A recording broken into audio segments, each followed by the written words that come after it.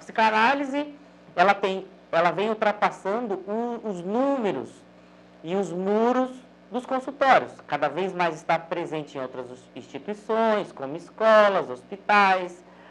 E o que é muito bom para nós psicanalistas e para os profissionais do desenvolvimento humano que sabem da importância da saúde mental das pessoas. Então, hoje, eu quero principalmente ficar dentro desse tema, que são os traumas da sociedade moderna. Para a gente conversar um pouquinho e falar sobre cada um deles e o viés da psicanálise, ok? Então, refletir isso é refletir também a função do profissional dentro desses temas, tá?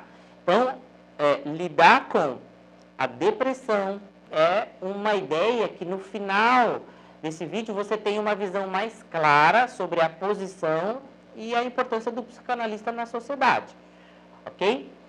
Então, dito isso, eu quero entrar nesses temas mais a fundo com vocês, mas colocar primeiro os óculos do psicanalista, que é importante o profissional.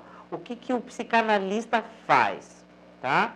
Que eu diria, a grosso modo, que é ajudar as pessoas, porque nós gostamos muito disso. Se você perguntar para qualquer profissional disso, ele vai dizer: eu gosto muito de ajudar as pessoas, eu amo ajudar as pessoas, vai ficar sempre girando em torno disso, de ajudar o outro, né? Essa vontade de ver o outro sair de dores e problemas, que é o nosso objetivo nos nossos atendimentos. Então, falar sobre esses temas é a importância da realização profissional do psicanalista, que está ligado à transformação positiva que a gente vê diariamente nos nossos atendimentos.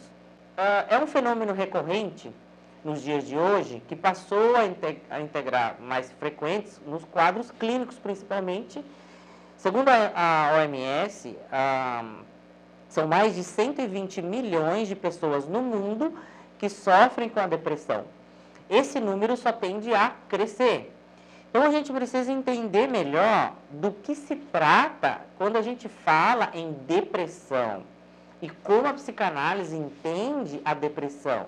Freud, ele distingue o processo do luto e o processo da melancolia, ok? Que é o que se assemelha à depressão nos dias atuais. A melancolia tem como característica desânimo profundo, falta de interesse pelo mundo externo, perda na capacidade de amar, inibição da produtividade, baixa autoestima, a ponto de encontrar expressão na autorrecriminação e na autopunição. Então, a gente pode enumerar algumas características que sinalizam o quadro depressivo, além dessas que eu acabei de falar, mas também a sensação de vazio, o sentimento permanente de tristeza, desesperança, desamparo e principalmente a culpa, que está sempre presente. É muito comum a autocrítica na depressão, na melancolia, né? Esses pensamentos de autopunição e muito pouco estímulo para as atividades externas. Seria um quadro de desânimo total, tá? Então, e no nível corporal, a gente pode ver que isso se torna mais lento, apresenta um grande cansaço, tem grande possibilidade de desenvolver distúrbios alimentares, pela pouca vontade de se alimentar. Então, podendo chegar muitas vezes num quadro de anorexia, por exemplo. Então, a gente observa que a necessidade de dormir durante horas, sem vontade de se levantar da cama, é uma diminuição, né, que a pessoa tem das vontades de viver, né? E um quadro de total desânimo com a vida. Tá, esses sintomas, para a gente entender um pouco o trabalho do psicanalista, frente a esse quadro, quando a pessoa chega no seu atendimento, como é que a psicanálise vê e lida com esse tema, é importante, em primeiro lugar, a gente se questionar o porquê a pessoa está com essa característica de autocrítica. Por que que essa autoestima desapareceu desse jeito? Através da nossa escuta, a gente vai começar a abrir a porta. Freud fala que nos casos de melancolia, percebe-se uma mudança de objetos, né? Um deslocamento de objeto que leva a essa autopunição. O que seria isso? Ao sofrer uma perda, né, um objeto de amor, por exemplo, a pessoa melancólica ou depressiva, por exemplo, ao invés de direcionar essa raiva, esse sentimento ao outro, ela volta essa raiva, essa revolta para si mesma. Então, o foco, ele é invertido. Ao invés da crítica cair sobre a outra pessoa, ela recai sobre a própria pessoa. Então, o Freud fala que as autorrecriminações são recriminações que são feitas ao objeto amado, mas que foram deslocados para o próprio ego do paciente.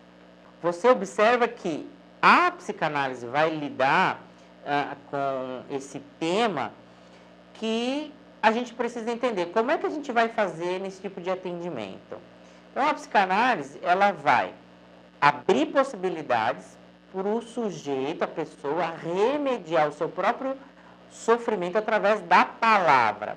Então, a psicanálise convida a pessoa, o sujeito, a falar, fazendo com que vigore a falta. Então, é no vazio, é na falta de desejo que tudo pode surgir. Então, a psicanálise aponta como caminho o desejo. Então, a depressão é o poço do desejo. O sujeito deprimido, ele excede, ele abre mão desse desejo. Então, a psicanálise, ele começa a ajudar, primeiramente, a sair desse estado. A depressão, ela tem uma certa relação com a nossa cultura atual e tenta excluir o mal-estar e a dor do existir, que são inerentes, né, ao sujeito. Então, essa própria quietude humana, ela quer dizer algo, né? Isso precisa ser dito, tá? Para ser compreendido. Então, a psicanálise é a porta que a depressão pode ser transformada, podemos dizer assim.